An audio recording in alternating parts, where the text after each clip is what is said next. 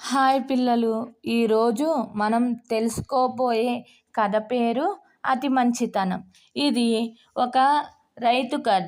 అనగనగా రామాపురం అనే ఊరిలో రామయ్య అనే రైతు ఉండేవాడు.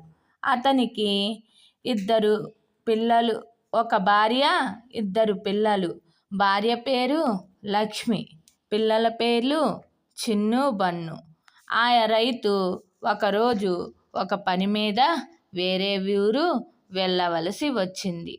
ఆ ఊరు వెళ్ళాలంటే అడవి మార్గం గుండా వెళ్ళాలి.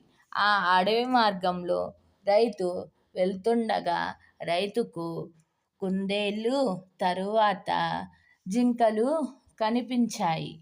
వాటిని చూసి రైతుకు చాలా సంతోషం వేసింది. ఇంకా అడవి మార్గం గుండా ముందుకు వెళ్తుండగా రైతుకు ఒక పెద్ద పులి కనిపించింది.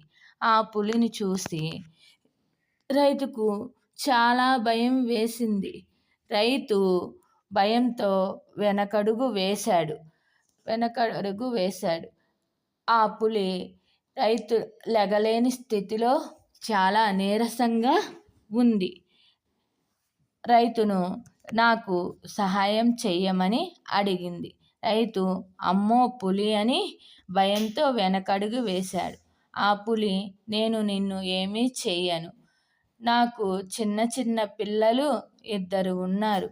దయచేసి నాకు సహాయం చెయ్యి అని ఆ పులి రైతును బతిమాలింది. ఆ పులిని చూసి రైతుకు జాలి వేసింది.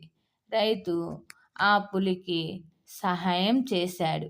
ఆ పులి మీద ఒక పెద్ద దుంగ పడి ఉంటే ఆ దుంగను పక్కకు తొలగించి రైతు ఆ పులికి కొంచెం మంచినీరు గిన్నెలో పెట్టాడు. ఆ పులి కొద్దిగా సోయ వచ్చింది. కొంచెం ఓపిక రాగానే ఆ పులి ఆ రైతు మీదకు విరుచుకుపడి తినివేసింది.